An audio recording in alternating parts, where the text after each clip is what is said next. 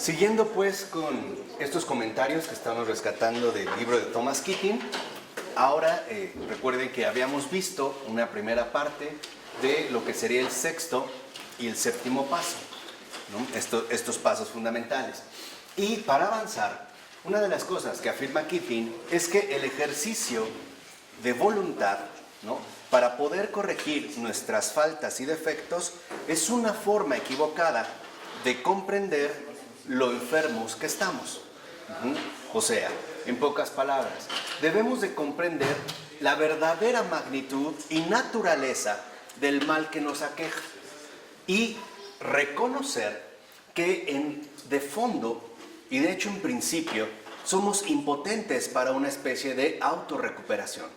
O sea, el mero ejercicio de la voluntad, el poner toda mi voluntad para poder superar mi adicción o mi problema, es totalmente equivocado. ¿Por qué? Porque no somos capaces de hacer absolutamente nada para sanarnos a nosotros mismos sin el poder que implica la ayuda de Dios. Entonces, esto es, digamos, como un aspecto fundamental.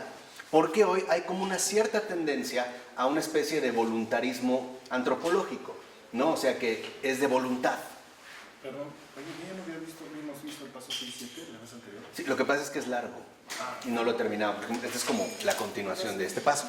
Pero hay una especie, les decía, como de voluntarismo antropológico que nos insisten que en realidad si uno quisiera superar alguna adicción o un defecto de carácter, un vicio o un desorden en su vida, basta con que se lo proponga, ¿no?, para que lo lleve a cabo. O sea, para nosotros querer humanamente es poder humanamente.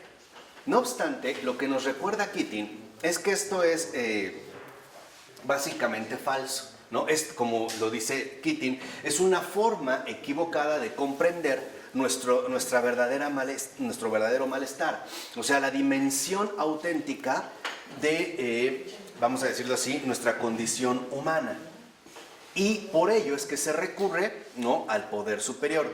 Pero también hay una idea bastante errónea sobre la manera de desarrollarnos con Dios ya en este punto de nuestro desarrollo espiritual, que por lo regular aflige con frecuencia a las personas que se encuentran en el itinerario espiritual y que no son adictas o que no necesariamente tienen un tipo de adicción netamente explícito, ¿no?, bajo algún tipo de sustancia tóxica o lo que quieran. ¿A qué se refiere? En pocas palabras, que sencillamente tenemos un falso yo y pensamos ahora que el camino a la verdadera felicidad que hemos percibido, lo único que tenemos que hacer es decidirnos a recorrerlo. O sea, otra vez, como si estuviera basado en un mero empeño de la voluntad, ¿no? Voy a querer y entonces ya voy a seguir. Y dice, y de tal manera, por ejemplo, para las personas que se han dedicado a un itinerario espiritual, pueden organizar determinados actos para configurar este tipo de determinación. Por ejemplo, van a comer ciertos alimentos, pero no otros. Van a hacer ayunos. Se van a levantar más temprano que los demás, ¿no? Se van a ser mucho más pacientes con los niños, con los ancianos o con su entorno. No van a criticar a los demás o van a cumplir los 10 mandamientos. Pero el padre Keating nos recuerda que esto no sucede así. Y esto es muy importante. Otra vez, no olvidemos que el verdadero avance espiritual no depende del empeño que nosotros ponemos en el perfeccionamiento o progreso en dicho ámbito espiritual. No, en realidad el progreso espiritual, el auténtico progreso espiritual, o sea, la santidad, proviene de que nosotros ya no intervenimos directamente o casi no intervenimos en la acción propia de la gracia. Ese es el verdadero progreso espiritual. No se trata de que ahora yo ya logré ayunar mucho o ya frené estas cosas. Estas son, de cierta manera, aspectos que podemos alcanzar bajo ciertas condiciones y bajo ciertas circunstancias. Pero el progreso espiritual no depende, en realidad, de estos avances. Más bien, El progreso espiritual depende de que nuestro empeño quede eliminado de tal manera que nuestro propio ser se convierta en una verdadera disponibilidad absoluta, en una disposición absoluta. Y esto es algo que el propio Jesús mencionó. ¿Recuerdan cuando envía a los 72 discípulos de dos en dos? Les dice algo muy concreto, ¿no? Ahí donde entren, coman de lo que les den de comer. No les dice, a ver, no coman si te dan esto. Si es carne, no. Si es verdura, sí. No veas bien, dice, come lo que te den. ¿Por qué? O sea, ¿por qué hace este señalamiento? Recuerden que lo que habían hecho los fariseos era justamente lo contrario. Poner, por así decirlo, sus propias reglas de juego. De tal manera que entonces la separación entre lo puro y lo impuro es su criterio de avance espiritual. ¿No? Entonces, si por ejemplo yo cada vez cometo menos actos impuros y me conservo las alturas intachables e irreprochables de la pureza, pues entonces soy un verdadero devoto. Y lo que Jesús nos viene a decir es que la vida espiritual no es así.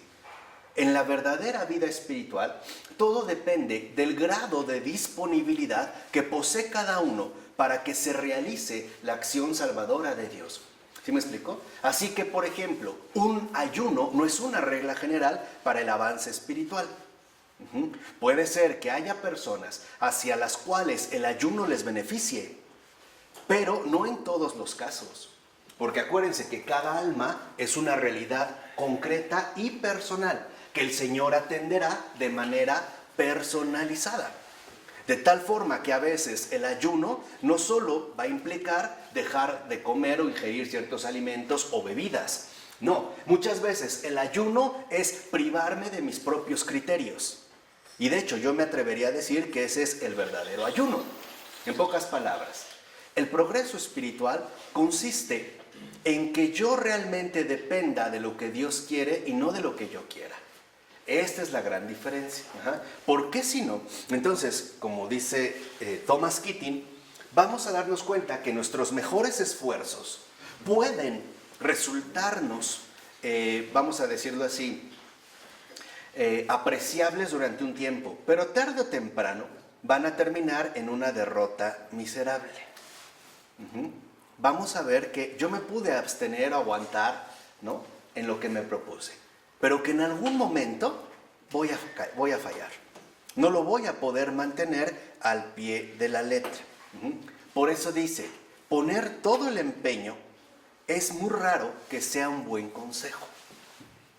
Porque si yo le digo a alguien que ponga todo su empeño, le estoy encargando todo el peso de avanzar a su propia capacidad humana, que por el hecho de ser humana ya es limitada y no es capaz de realizar, digamos, estas obras que se ha propuesto. Entonces, lo importante no es tanto empeñarse, sino confiar. Ese es el buen consejo. De tal forma que entonces el confiar depende de que no me empeñe en mis propias fuerzas, sino confiar en la acción salvadora de Dios, que en efecto Él es el que puede y quiere, en este caso, hacerlo. Dice, por ello, la respuesta más iluminada que podemos dar a la condición humana es la siguiente: ponernos confiadamente en la misericordia de Dios. Este es el punto. Porque también debemos reconocer que nuestros defectos, los que sean, no desaparecen por nuestros propios esfuerzos. Pueden disminuirse, pero no erradicarse. Y esto es algo muy diferente. Vamos a decirlo así, lo podemos reprimir, pero no verdaderamente superar. Entonces, el Señor no quiere un grupo de reprimidos y frustrados que ponen todo su empeño en alcanzar metas que sobrepasan sus propias capacidades. Más bien lo que el Señor quiere es discípulos y seguidores dispuestos a confiar en Él. ¿Sí me explico? Esta es, digamos, como la gran diferencia. Dice, pero esto es extraño, porque, por ejemplo, según el texto de AA, es muy fácil liberarse de ellos y basta con estar dispuestos. Por lo tanto, esto implica la posibilidad de que amemos nuestros defectos. Y esta es la razón por la que no desaparecen. O sea, nosotros queremos poner empeño en que desaparezcan, pero en realidad amamos estos defectos. Y lo único que queremos es disminuirlos, pero no erradicarlos. Dice, por el contrario, Dios está dispuesto a hacerlos desaparecer, pero nosotros no estamos dispuestos a que esto suceda. En pocas palabras, nos gusta dar a tole con el dedo. Le jugamos al vivo. No nos gusta reconocer que en efecto estos defectos que poseo sí pueden ser erradicados. Y no es tan fácil estar dispuesto a desprenderse de esto que ha estado tan arraigado en cada uno de nosotros. Por ejemplo, un perfil depresivo o un perfil lujurioso o qué sé yo, o ansioso. ¿Por qué? Porque yo lo he asumido como rasgos que definen mi propia afirmación. O sea, al concluir que, en pocas palabras, así soy yo. Por eso el empeño propio, el esfuerzo humano, no sirve de nada. No es más que postergar el defecto y no buscar que se erradique por completo, ¿no? O sea, nos quedaríamos como en una especie de punto bueno. Por eso dice, si nosotros entendemos que la resolución consiste en que lo único que tengo que hacer es tomar la decisión, poner toda mi voluntad en ser bueno y entonces lo seré, dice, es falso. Eso no va a suceder así. En realidad sería en todo caso un engaño. Dice, en todo caso, debemos reconocer que si todavía no estamos dispuestos a cambiar, no cambiaremos, aunque hagamos esfuerzos por cambiar nuestra conducta. Entonces, lo primero es la disposición, que es lo que yo les decía. Antes del hacer, lo primero que tiene que quedar claro es el deseo. O sea, antes de hacerlo, debo querer hacerlo. Si no, no va a servir absolutamente de nada. Y por ello nos recuerda Thomas Keating. Porque cuando llega el momento de la verdad, o sea, cuando la tentación es fuerte, cuando necesitamos compensación por nuestras heridas, ya sean emocionales, físicas o espirituales, entonces lo que hacemos es volver a nuestros patrones habituales y caemos nuevamente de bruces con nuestras propias miserias humanas. Y es ello justamente lo que no podemos nosotros permitir, ¿no? Hace rato Luis pone un ejemplo muy concreto. A lo mejor yo dejo de fumar drásticamente, pero ¿qué pasa si atravieso una crisis emocional severa y vuelvo a fumar? Entonces, en realidad, este defecto no desapareció, ¿no? Disminuyó, se puso en stand-by, como hoy aparecen los aparatos electrónicos. Ahorran energía, sí, pero siguen consumiendo. Vamos a decirlo así. No busquemos que los defectos adopten un bajo perfil, que se muevan de bajo perfil, ¿no? Sin llamar la atención. No, reconozcamos que los tenemos, pidámosle a Dios que nos cure y estemos dispuestos a aceptar esta curación. Este sería, digamos, como el itinerario. Así que entonces, como nos recuerda Keating, oración y meditación es el antídoto. Y aquí quiero hacer nada más un breve paréntesis. ¿Cuál es la diferencia fundamental entre la oración y la meditación? En la oración, nosotros ponemos de cierta manera una parte activa, ¿no? Orar es platicar con Dios, como se suele decir, ¿no? Yo le puedo abrir mi corazón, contarle mis penas, encomendarle mis proyectos, pedirle por mis familiares, por la paz en el mundo, medito su palabra, etc. Bien, eso es oración, pero no confundamos eso con meditación. La meditación es permitir la acción de Dios en mi vida. Esa es la meditación. De hecho, esa es la contemplación. Y esto sí es fundamental que nosotros lo entendamos. Porque el antídoto para liberarnos del falso yo, de nuestros defectos, de nuestros vicios, de nuestros patrones inadecuados de vida, es oración y meditación. Y esta es una conjunción. La oración, vamos a decirlo así, en la oración nosotros estamos presentes. Les vuelvo a repetir, a través de nuestros diálogos, apertura de corazón, exposición de nuestra condición emocional actual, etc. Señor, estoy preocupado, no encuentro trabajo, bla, bla, bla. Rezo el rosario, hago una oración, leo la palabra. Sí, esa es oración. Pero la meditación no es precisamente oración. Meditar es estar totalmente disponible para la acción de Dios en mi vida. Y por eso la meditación se hace en silencio. Meditación es simple y sencillamente decirle al Señor, aquí estoy. O como en el Salmo, habla Señor, tu siervo te escucha. Esa es la meditación. Por eso la oración centrante, que ya hemos enseñado, es un ejercicio ¿de qué? De meditación. ¿Cuál a veces es el problema que mucha gente tiene en el momento de entrar en contacto con las Escrituras, con la Biblia, con los Evangelios? Solo la limitan al ámbito de la ¿qué? De la oración, pero no la llevan a la meditación. Meditar, por ponerlo en una expresión muy bella, meditar es encarnar la palabra de Dios. Eso es meditar. Eso es la meditación. Y entonces, la oración es una parte, sí, pero en esta conjunción, el I, que es vital, la meditación es, vamos a decirlo así como el énfasis mayor que adquiere la vida espiritual. Porque en la oración hay una especie de binomio. Estamos yo y él. ¿No? Hay un diálogo, hay una plática. Me desahogo, pido, platico, ¿no? Releo los evangelios. Pero en la meditación es solo él. Ya no estoy yo. Y cuando está solo él, lo que vivimos es la contemplación.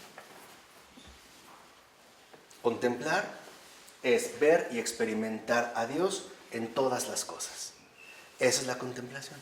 Por eso, toda vida cristiana está llamado a ser vida contemplativa. Vamos a tratar de poner un ejemplo.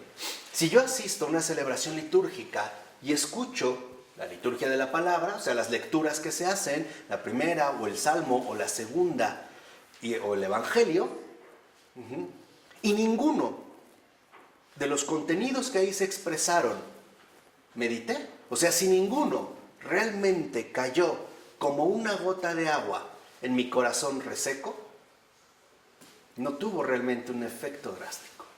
O como decimos aquí, nos entró por un oído y nos salió ¿qué? Por otro. Meditar es abrirse completamente a la acción de Dios. Y abrirse completamente a la acción de Dios solo se da a través del silencio. ¿Y qué es el silencio? Disponibilidad absoluta a Dios, apertura total. De tal forma que en la oración yo puedo hablar. A veces no necesariamente lo tengo que hacer con palabras. Lo puedo hacer a través de lágrimas, estados emocionales, angustias, preocupaciones, etc. Pero aquí yo ya no hablo, Yo ya solamente ¿qué? Actúo. Primero, Escucho para actuar. ¿qué es lo que el Señor le insistió tanto al pueblo de Israel? ¿No era escucha Israel? ¿Para qué les dio las leyes de Moisés? ¿Para qué les dio literalmente los mandamientos? ¿Solo para oración? No, ¿para qué? Escucha Israel. Pero para meditar, para llegar a la meditación, tenemos que empezar por la ¿qué? Por la oración. Esto es fundamental porque a veces lo confundimos, ¿no? Cuando alguien te dice, vamos a meditar la palabra de Dios, no significa que le voy a sacar contenido o voy a ejercer mi razón sobre esto. No, lo que voy a hacer es dejar que esta palabra, que es palabra viva, realmente inunde lo más íntimo de mi ser. ¿Y cómo se logra? A través de dos factores bien simples: atención y repetición. Es esto. Por ejemplo, si yo pongo atención a la celebración litúrgica, a lo mejor una palabra, un versículo me pega. Y yo lo único que voy a hacer es atenderlo, o sea, esa es la atención, recibirlo y después ¿qué? Repetirlo. Por ejemplo, ya salí de la celebración litúrgica, estoy comiendo y recuerdo esta frase. A lo mejor tú ven y sígueme. Voy al baño.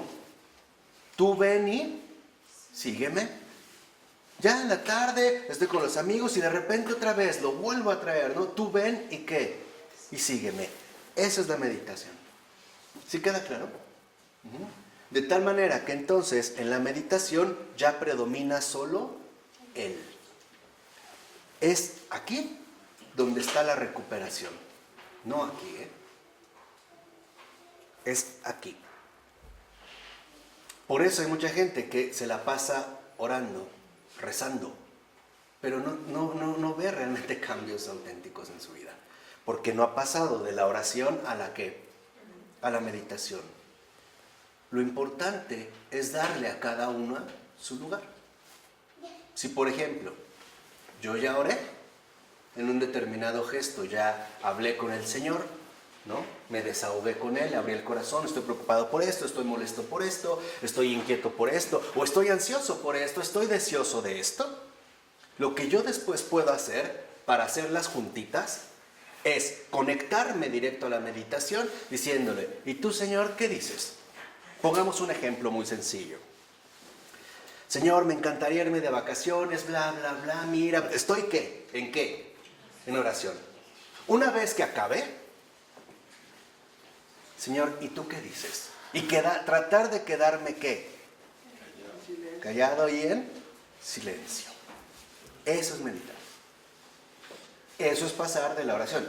Si no lo hacemos, vamos a decirlo así, de un jalón, lo podemos hacer por partes, ¿no? Hay quienes oran en la mañana, meditan en la noche. Hay quienes meditan en la mañana, oran en la noche, según cada quien le acomode.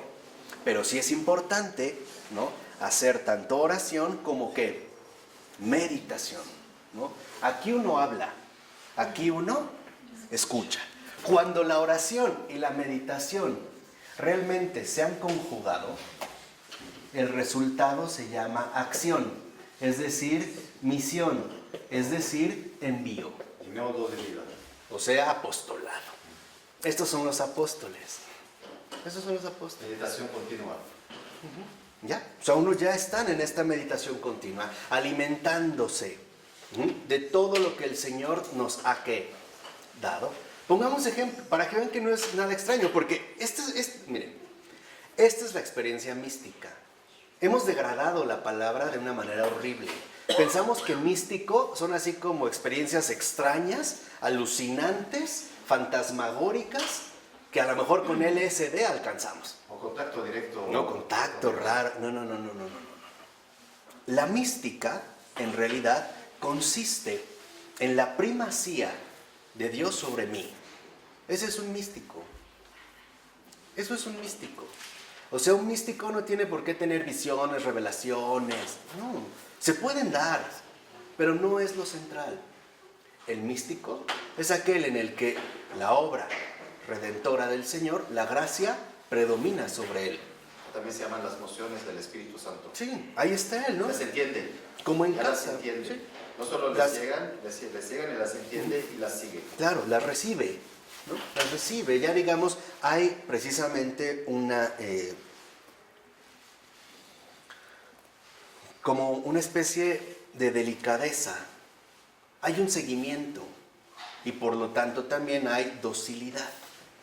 Que esto, digamos, es algo fundamental. Por ello es vital que siempre haya oración y meditación. Por lo menos 5 minutos diarios. Bueno, 1 minuto. Pero que no la dejemos. Es un seguimiento de una voz. Esta voz es la voz de Cristo. Y esta voz es la voz del amor. Claro. Y, sí, o sea, es, digamos, en esta secuencia. Lo que sí, este es un consejo para que no se hagan cortocircuito y después sea peor. Nunca hagan de la meditación oración. No confundan.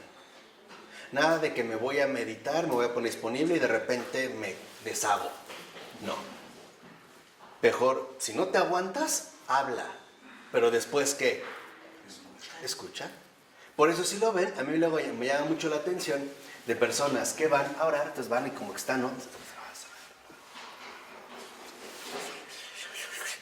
Se van. Nada más que. Pero no escucharon. ¿Dónde estaba la respuesta? Y después decimos, es que Dios no me escucha.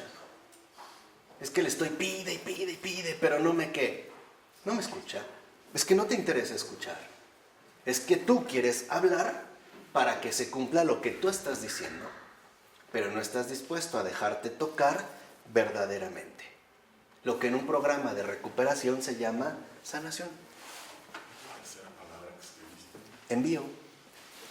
¿No? Vayan, ¿no?, a todos los lugares del mundo, ¿no?, hasta el fin de la tierra. Por eso sí es importante que en nuestra oración conservemos un versículo, una palabra, ¿no?, diariamente, y que ese sea como nuestro alimento interior constante. No tenemos que dejar de hacer lo que hacemos para estarlo, ¿no?, como masticando, como rumiando, para que se vaya encarnando en nosotros. Y entonces, como dijo Pedro, nos demos cuenta que el Señor tiene palabras de vida eterna, ¿no? Entonces dijimos oración y meditación. Aquí entonces aparece el Espíritu Santo. ¿Por qué? Porque es esta obra fundamental, ¿no?, de la deificación, como dicen en la Iglesia Ortodoxa, o sea, la santificación, la que entra en acción cuando uno está dispuesto a dejarse curar, a dejarse sanar. Y aquí incluso dice Keating que, por ejemplo, cuando el padrino y el apadrinado, el confesor y el confesante, ¿no?, o el director espiritual y el que es guiado, ¿no?, el compañero de camino, se reúnen para tratar juntos este tipo de pasos, ahí está precisamente también la obra directriz del Espíritu Santo. ¿Por qué? Dice, porque por ejemplo, el que reconoce su pecado o su defecto, ¿no?, el apadrinado, dice, puede ser que piense, deseo en verdad verme libre de este defecto. Y dice Keating, sí, tal vez deseo verme libre de este defecto, lo deseo mucho, pero no del todo. Ahí habría ya de entrada como una limitación. Dice, en cambio, Dios no solo quiere que deseemos mucho, sino que en realidad nos abandonemos del todo. No solo como un hasta aquí. Es alguien como si dijera, no quiero serle infiel a mi esposa entre semana, solo el sábado, ¿no? 6 días, ¿no? Pero al menos un día, sí. Dice, no, en realidad lo que Dios está esperando es que nos abandonemos del todo. Dice, ahí es cuando finalmente uno le empieza a pedir a Dios que le quite sus defectos. Y estos se disuelven rápidamente. Y aquí hay un aspecto que hay que tomar en cuenta. Muchas veces quizá no nos son quitados nuestros defectos porque en el fondo no queremos. No queremos que nos lo quite totalmente. Otra vez lo que les dije, ¿no? Preferimos mantenerlos bajo el atuendo del bajo perfil. Que no sea tanto, ¿no? Que sea a lo mejor que menos. Tal vez no quiero emborracharme, pero tomarme mis copas. No está mal, ¿no? Entonces, tengo una tendencia todavía al mal. Claro. Dice, entonces no quiero... ¿Por qué? Esta tendencia, porque todavía no estoy dispuesto a que me sea quitada. Vamos, esta como tendencia al mal es porque hay todavía una zona en la cual no quiero o no dejo que Dios ingrese hasta allá. Por miedo al amor. ¿Sí? O sea, prefiero quedarme con ello, ¿no?, que Dios se mantenga como al margen y que por lo menos en eso prevalezca mi propio querer. De tal forma que entonces, dice, es doloroso reconocer hasta qué punto podemos estar inclinados al mal. Entonces mi falso yo es mi propio querer. Claro. Sí, o sea, dijimos, es extremadamente astuto, ¿no? Y se va a disfrazar de 1000 y un maneras para tratar de conservarse. Ahí sí, o sea, el falso yo sí es en serio la auténtica lucha por la supervivencia, ¿eh? Y empleará todas sus estrategias posibles por no ser erradicado. Es como aquella persona que dice, hombre, pero pues, No le haces daño a nadie, nada más es tantito, no pasa nada, tú síguele. Ya se te pasó la mano, híjole, fue, pero no es tan grave, ¿no? O sea, para la idea del falso yo es permanecer ahí. ¿Por qué? Porque es lo que te esclaviza. Y si te ha esclavizado durante tantos años, no te va a dejar ir tan fácilmente, ¿o sí? Pongamos un ejemplo muy sencillo. Si tú te vas de vacaciones, por ejemplo, yo le dijera a Sam, te encargo las llaves de mi casa, por favor cuídala, voy a salir un mes, regreso. Pero no pasó un mes, pasaron 30 años. Y de repente regreso con Sam, y nunca le hablé, ni le dije dónde estaba, ni nada. Le digo, gracias a Sam, ya voy a mi casa. ¿Qué pasaría, sinceramente?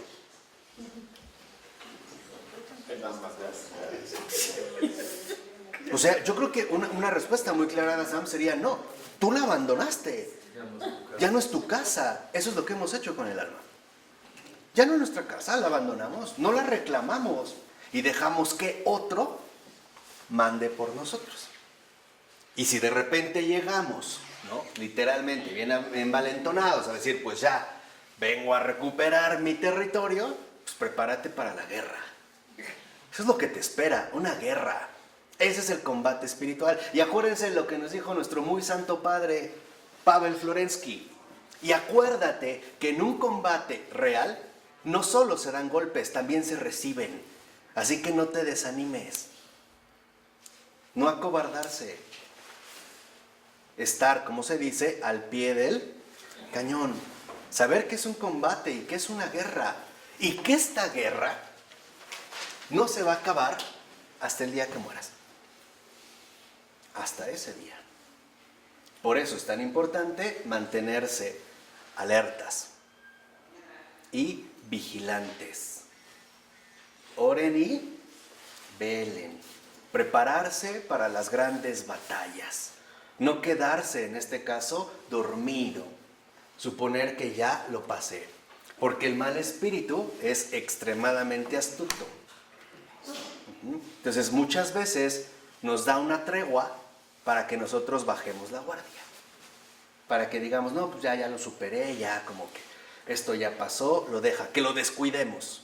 Y a la menor oportunidad lo que hace es insistir con mayor fuerza. Y si a esto le agregamos que no hemos trabajado en la humildad, eso nos va a doblegar el malestar porque nos sentiremos profundamente decepcionados en la vanidad de nosotros mismos. Y así empezará todavía una secuencia. Acuérdate, sí hay una guerra. Por eso San Pablo hablaba de las armas espirituales, ¿no? El escudo, el casco pectoral, sandalias. Sí es una guerra.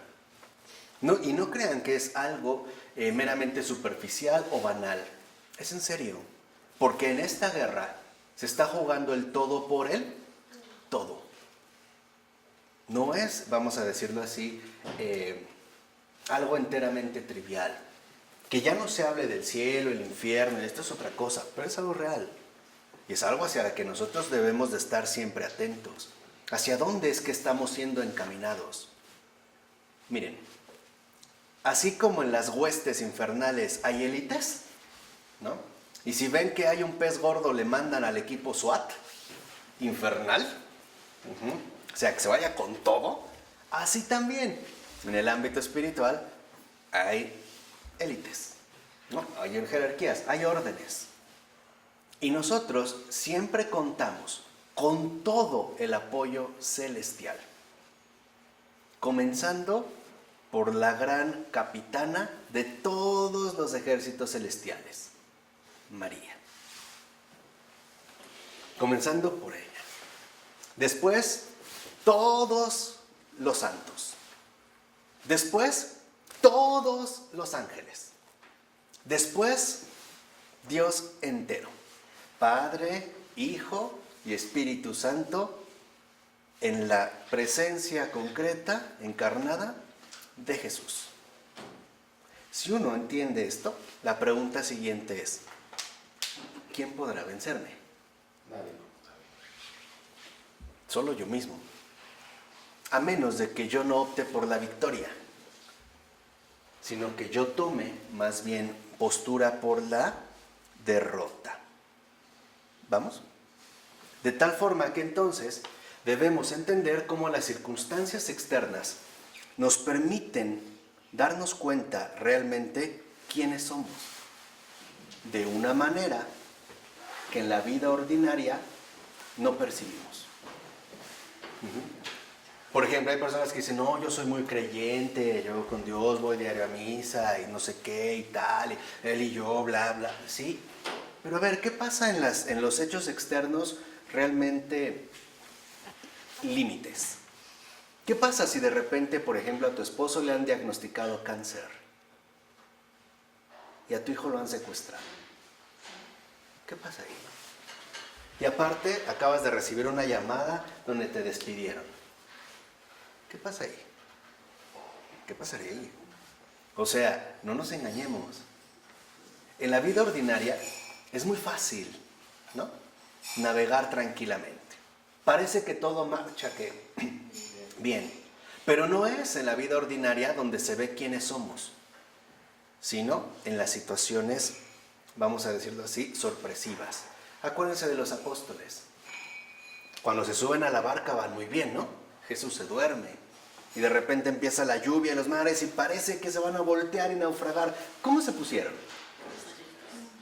Como locos, ¿no? Gritando, el Evangelio dice gritaban, lloraban. O sea, ahí se vio realmente qué eran. ¿Qué eran? Humanos. Y ya con sus adjetivos concretos, cobardes, miedosos, sí, desconfiados, sí. Y no obstante, Jesús los escogió. ¿Me ven? Esto es el punto. O sea, el punto está en que no piense que voy a lograrlo con mis propios medios. No voy a poder. Lo importante es que me confíe de lleno ¿a quién? A Él. Así que en estas situaciones, no, límite, es cuando nosotros reconocemos lo que somos y con ello, precisamente, aceptamos que es duro reconocer quién soy y que, bueno, lo tengo que aceptar. ¿Por qué? Porque el reconocimiento y la aceptación son el camino hacia la humildad. Que de hecho es este camino hacia la humildad, ¿no? En gran medida lo que guía los pasos completos de AA o de algún otro programa de recuperación. Así que entonces también debemos recordar que lo que hace sufrir a Dios no son nuestros pecados como tales. Incluso dice Keating, yo pienso que Dios no se ofende fácilmente, sino las consecuencias de nuestros pecados que tanto nos van a hacer sufrir. Esto sí. A ver, por ejemplo, una infidelidad. ¿Es realmente lo que ha ofendido a Dios? No. Las consecuencias que esto va a tener, no solo para ti, para mucha otra gente. Eso es lo que realmente le duele. Porque la consecuencia de todo pecado es un sufrimiento expansivo para todos. Un sufrimiento que va a cargar no solo el que lo cometió, el que lo padeció. Y donde mucha gente va a salir verdaderamente perjudicada. Lo mismo pasa con un divorcio. Es algo que te echas a la espalda toda tu vida. Y que después repercute en los hijos y los amigos de los hijos y fulano de tal. O sea, esto es realmente lo problemático. Y cuando se canaliza en nosotros, podemos ver estas consecuencias de tres maneras. Humillación, frustración y culpa. Y la humillación, la frustración y la culpa hacen de verdad un daño inmenso a las almas. Por eso dice, cuando en el momento en que aceptamos nuestros sentimientos negativos y nos sentamos con nuestra desesperación, desolación, desesperanza, frustración, culpabilidad y la sensación aplastante de fracaso, Dios carga con todo ello, lo hace suyo y se une a nosotros en nuestros sufrimientos. Dice, de hecho, como cristianos, eso es lo que creemos que hace Cristo. Entonces, el primer paso es darnos cuenta en este sentido que la aceptación de nosotros mismos, tal como somos, es lo que le permite a Dios cargar con todos nuestros sufrimientos, debilidades y así transformarnos. Esto es resurrección interior, que es de hecho ya la resurrección que estamos llamados a experimentar desde aquí. Sabemos que hay una resurrección definitiva, ¿no? El día del juicio, pero también experimentar esta verdadera resurrección interior. Aceptarnos realmente tal y como somos. Y que a partir de esta aceptación es cuando Dios va a obrar de manera, vamos a decirlo así, tajante. Para que confiemos cada vez más, en este caso, en Él. ¿Vamos? Y aquí es donde también entra otro factor que hay que comentar, y es el miedo, que es otra dimensión vital, el miedo. Y el miedo es un problema para cualquier persona, para cualquiera, no solo para un alcohólico o un adicto. O sea, el miedo es un problema para cualquiera. Y aquí debemos de entender precisamente uno de los factores que explican la cuestión del miedo. El miedo proviene, ante todo, de las actividades que realiza el falso yo, las cuales, en efecto, son por completo egocéntricas o egoístas. Dice el padre Keating, si uno piensa que es el centro del universo, o que el empeño que él ponga, o del empeño que él ponga, depende absolutamente todo. Por ejemplo, desde el padre que piensa que si él falta, ¿qué va a hacer de sus hijos? O que si él no trabaja, entonces se van a quedar sin comer. Dice, ya desde ahí, cuando él se pone en el centro, bajo este talante egocéntrico, tiene muchas razones para tener miedo. Es obvio, ¿no? Porque entonces toda la carga recae, ¿qué? Sobre él. Y si a esto le añadimos que él se ha añadido a la carga, y entonces, por ejemplo, cae enfermo, lo que sigue es el pavor, ¿no? Entonces una de nuestras expresiones es, ¿y ahora qué voy a hacer? ¿Qué va a hacer de mis hijos? No, entonces ya no puedo trabajar. O sufrí un accidente y, bueno, mi labor era manual, y ahora pues no puedo trabajar. Entonces nos llenamos ya no solo de pavor, ahora entra precisamente el pánico. Dice, por ello, el miedo, fíjense, el miedo proviene ante todo de cuestiones ilusorias. Eso es lo que nos da miedo.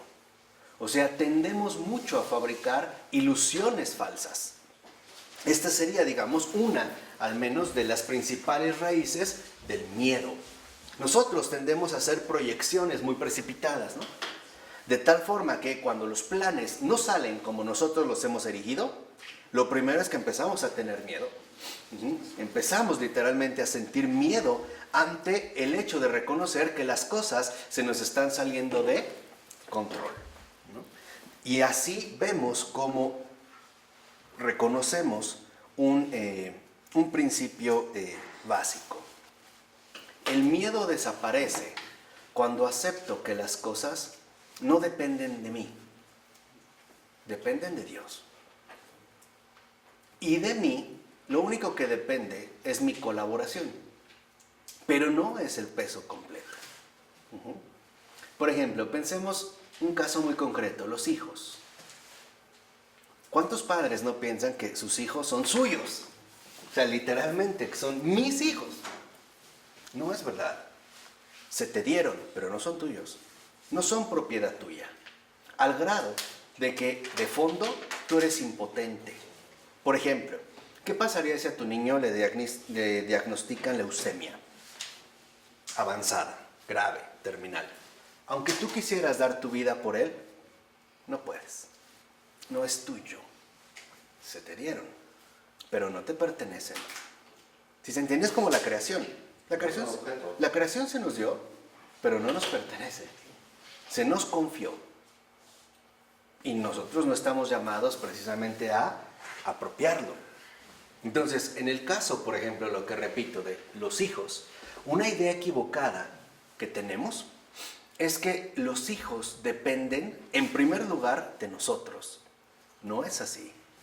Lo primero que tienen que aprender los hijos es que tienen un Padre en el cielo. Y que aunque yo falle en la tierra, ellos no pueden extender este fallo a su Padre celestial. No sé si me explico. O sea, lo primero que tienen que aprender los niños es que hay un mundo invisible.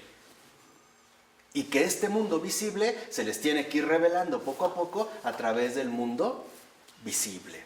De tal forma que entonces toda la confianza del niño, especialmente del niño, no esté en su papá porque lo va a defraudar, o de su mamá. Ya vimos, a lo mejor sus exigencias de afecto no son cumplidas como él quisiera, ¿no? Que su papá estuviera todo el tiempo con ellos, o su mamá. O de la esposa también, que quisiera que el esposo solo esté con ella todo el tiempo pegado a ella. Y como no pasa tiempo con ella, entonces no la quiere. Falso. Entender, y en este caso comprender, que el lugar al que realmente pertenecen no es a mí, es a Él. O sea, en este caso, vamos a decirlo así, a Dios. Esto es atender a las exigencias profundas de nuestra propia realidad. Y esto es lo que hace disiparse el miedo. ¿Por qué? Porque en cierto nivel siempre estamos como incómodos, por ejemplo, porque sabemos que lo que queremos que suceda y esperamos que suceda, no siempre se va a dar. Por mucho que yo lo quiera, ¿significa que se va a dar?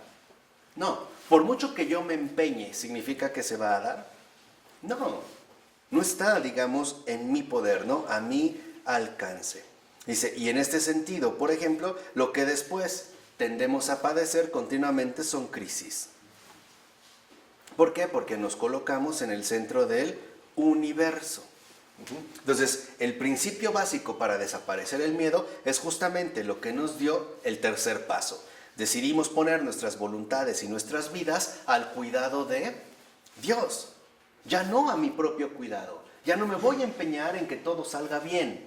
No, decidí, ya habíamos hablado de este paso, decidí que más bien ahora es Él el que va a estar al cuidado mío. De tal forma que, en efecto, por ejemplo, Jesús ya dice en el Evangelio que el miedo es totalmente inútil. Y por miedo se refiere a la emoción del miedo. Porque la emoción del miedo lo que hace es paraliza al alma. No le permite, en este caso, seguir avanzando. ¿Se acuerdan del salmo de aunque vaya por cañadas oscuras? No temo. No temo, o sea, avanzo. Pero ¿qué pasa cuando tienes miedo? ¿Qué pasa si vas en la calle y de repente ves algo o alguien sospechoso? ¿Qué es lo primero que haces? Te paras. Eso es miedo. Eso es precisamente ¿qué? Miedo. Entonces, aquí lo que vemos es que, sobre todo estas cuestiones de miedo, estas actitudes, ¿no?, que van acompañadas de la emoción del miedo, son obstáculos para la vida espiritual. Porque entorpecen, ¿no?, o incluso fracturan profundamente nuestra relación con Dios. No podemos tenerle miedo a Dios. Al contrario, debemos de tenerle siempre una infinita confianza. Vamos a decirlo así, una confianza inquebrantable. Porque Él es, como ya lo sabemos, amor, es Padre. Y no cualquier otra cosa que nosotros ciertamente podamos imaginar. De tal forma que, por ejemplo, en este sentido, el infierno es el peor castigo que un ser humano puede pensar. Que no se revela la voluntad del Padre. Sí, ¿no? Ahí parece que, en efecto, está totalmente omitido, ¿no? Ahora, seamos sinceros. ¿El infierno fue creado para el ser humano?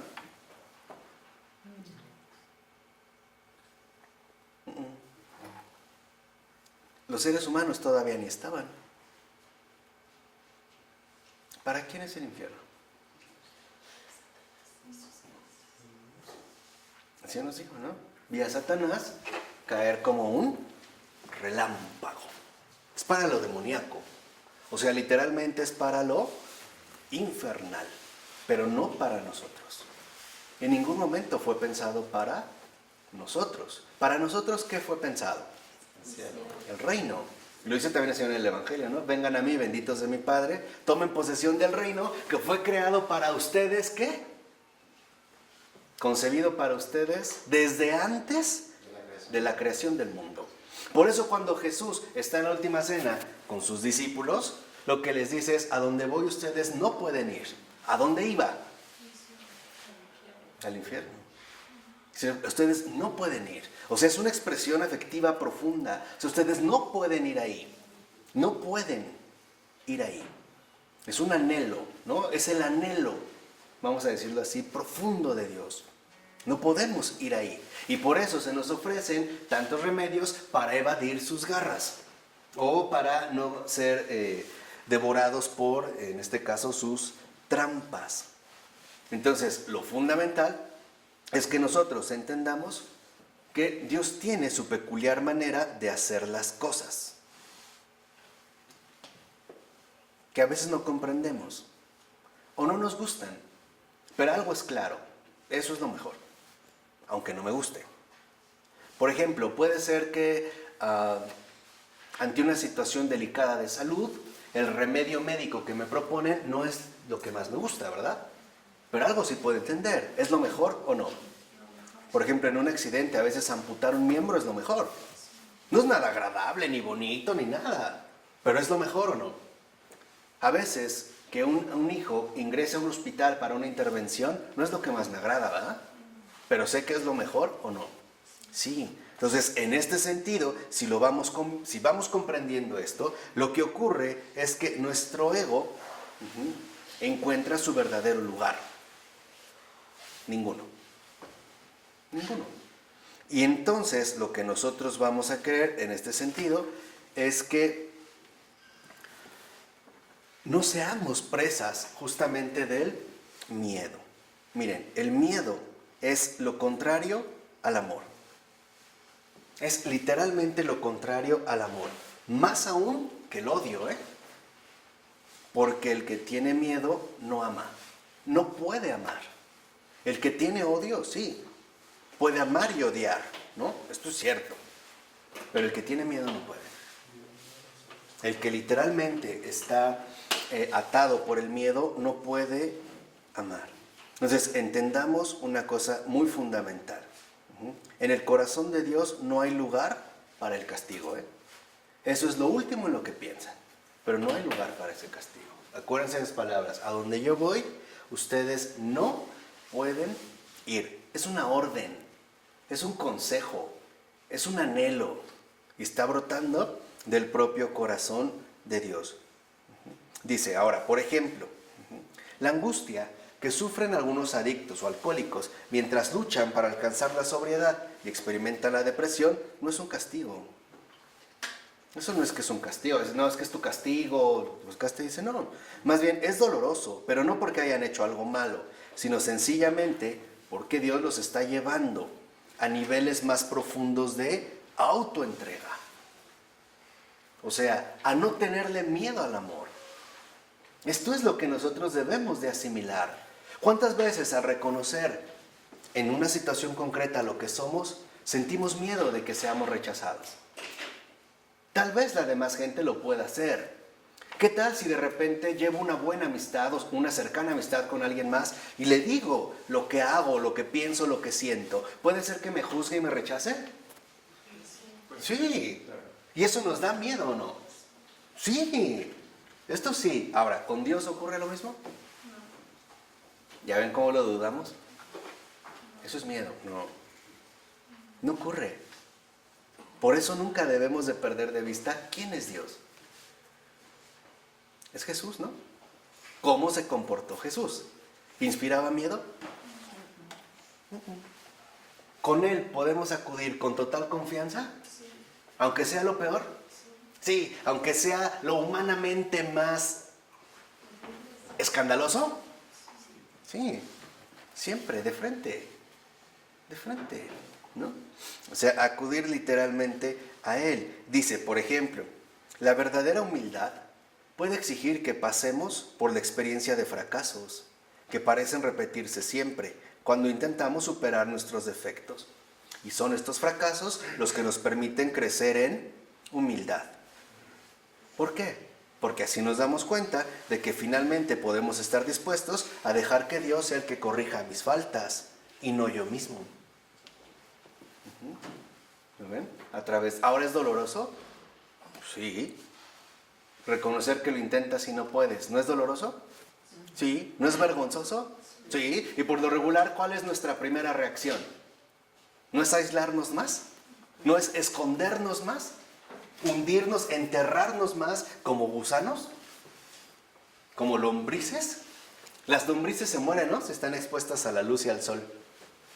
¿No a veces es lo que hacemos? Más nos hundimos, más nos enterramos, más nos alejamos. Pregunta. ¿Y esto quiere decir que entonces más nos alejamos de Dios? No, Malú.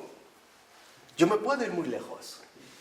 Él siempre está conmigo. ¿No lo decía el Salmo? Si subo a las alturas, ¿ahí qué? Estás tú. Y si bajo al abismo, a lo más profundo del abismo, ¿ahí qué? Ahí estás tú. Sin nada de que no me alejé de Dios. No, ¿cómo? ¿Quién eres tú para dejarlo atrás? Él siempre está, ¿qué? Conmigo.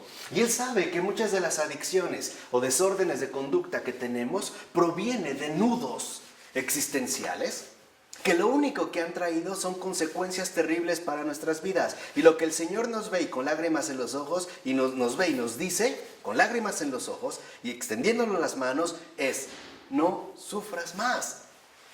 Ya tienes suficiente con lo que tienes. No te destruyas más. Déjame sanarte. Déjame curarte. No huyas de mí. Porque yo no me avergüenzo de ti. Tú eres mi hijo. Y es en serio, ¿eh? No es como decimos de palabra. No huyas de mí. Tú eres precisamente mi hijo. Ahora, reconozcamos en este sentido que si a lo mejor fueron necesarios muchos años para desarrollar estos desórdenes, pues también se llevará algunos años poder curarlos. Entonces la curación es retirar los obstáculos, o sea, no permitir que nuestros mecanismos psicológicos de defensa nos echen a perder este proceso curativo. ¿Por qué? Porque a veces todos padecemos de un exceso de pensamiento, ¿no? Y eso es lo que se cura con la meditación versus exceso de pensamiento. De pensamientos. ¿Cuántas veces no estamos hundidos en un montón de pensamientos oscuros que no son de Dios? No, es que esto es imperdonable, es que si no sé qué, es que si no sé qué, es que si no sé qué. ¿Ahora entienden por qué es tan fundamental la meditación? Porque lo que el Señor nos dice es muy concreto. No te dejes engañar por tus pensamientos. Escucha lo que yo tengo que decirte. Escúchame. Está muy bien lo que me dices, pero es más importante lo que yo tengo que decirte a ti. Escúchame. Por eso le decía al pueblo de Israel una y otra vez, Shema Israel, al grado de que en la liturgia ortodoxa judía siguen centrándose en el Shema. No te olvides, ¿no?, del Señor. Entonces, esto es muy importante. Por ejemplo, en tu exceso de pensamiento es de repente soy de lo peor, soy un traidor, soy no sé qué, no valgo nada, me quiero morir. Bueno, ¿y el Señor qué me querrá decir? No temas, yo te amo. ¿Ven? Y otra vez, entra el exceso ¿qué? De pensamiento. No, pero es que Dios, ¿cómo? ¡Qué vergüenza! ¿Y qué va a decir fulano? ¿Y qué va a decir sutano? De mí mismo me doy asco, soy un gusano, me siento repugnante, bla, bla, bla. Y no obstante me estoy recriminando, pero al mismo tiempo vuelvo a incurrir. ¿No es literalmente una matanza brutal de nosotros mismos? Al meditar, ¿qué es lo que el Señor siempre nos dice? No temas. Ven, yo te amo. Este es el paso. No digamos, este es precisamente el paso fundamental hacia la recuperación. Entonces, en cuanto aparece el miedo, la respuesta más importante que podemos dar es rechazarlo, tan rápido como podamos. Por ejemplo, a través de renovar un acto de confianza, ¿no? Y ahí tomamos parte de nuestra palabra viva. Ejemplo, si empiezo a sentir miedo, temor, lo que sea, puedo decir, no sé, en Dios confío y no temo, se acabó. No le voy a dar más vueltas. En Dios confío, no temo. No, y me dejo que esto me apriete. Nada. Yo una vez ya se los dije y se los recuerdo brevemente. El pensamiento es como un perro, ¿eh? Y si no lo entrenas, te va a rebasar. El pensamiento es como un perro. Y ladra, y gruñe, y muerde. O lo entrenas o te devora. Hay que aprender a decirle al pensamiento quieto, y es quieto, ¿eh? Es una orden, no es una petición, es una orden. Y no te mueves. Hay que entrenar el pensar. Callarlos. Callarlos. Tú no pasas. Y esto es muy importante en nuestra vida ordinaria, porque acuérdense que los pensamientos generan emociones, las emociones comentarios y los comentarios reacciones, ¿no? Que ya lo vimos anteriormente. Entonces, en este sentido, por ejemplo, lo fundamental es rechazarlo. Dice, en vez de recurrir a una pastilla de inmediato, ¿no? Como para evitarlo, no. Me siento con esa experiencia del miedo y me encomiendo plenamente al Señor. Porque no hay que olvidar que, en efecto, el inconsciente evacúa experiencias traumáticas que han sido reprimidas, sintiéndolas exactamente del mismo modo en que las experimentamos en su momento. Y que por lo mismo de que fueron tan dolorosas, las enterramos, ¿no? Porque la intensidad, de hecho, es la razón por la cual las enterramos. Nos fue tan duro que mejor lo enterramos. Y por eso tenemos miedo de volver a experimentar ese dolor. Y a veces se refleja muy bien. Por ejemplo, si hemos atravesado algo que realmente nos dolió, hay gente que dice, mira, prefiero no hablar de eso. Cambiemos de tema. O ese punto no lo toques. O sea, le estamos dando la vuelta, ¿no? Le estamos dando, en este caso, la vuelta. Dice, sí, pero ya somos adultos. Y debemos de entender que este daño, que en su momento fue insoportable, ya no nos va a perjudicar de la misma manera. Lo que tenemos que hacer es decir, bienvenido, pasa. ¿Para qué? Para que se vaya la ilusión de que en realidad no nos va a afectar como nosotros estamos pensando. Es sacarlo a la luz y veamos que en realidad esto que tanto nos aterrorizaba no es nada. Es como tronar una pompa de jabón. Pero lo importante es, como dijimos, no negarlo. Entonces, dice así, el miedo como emoción no forma parte de nuestra identidad. Fíjense, dice, si digo, soy miedoso, no es cierto. Debería de decir, tengo sentimientos de miedo, pero yo no soy miedoso.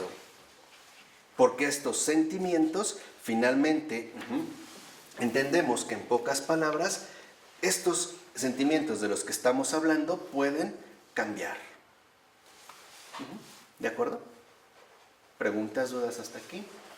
Entonces, por favor, métanse de lleno a la oración y la meditación. Diario. Dedíquenle, en serio.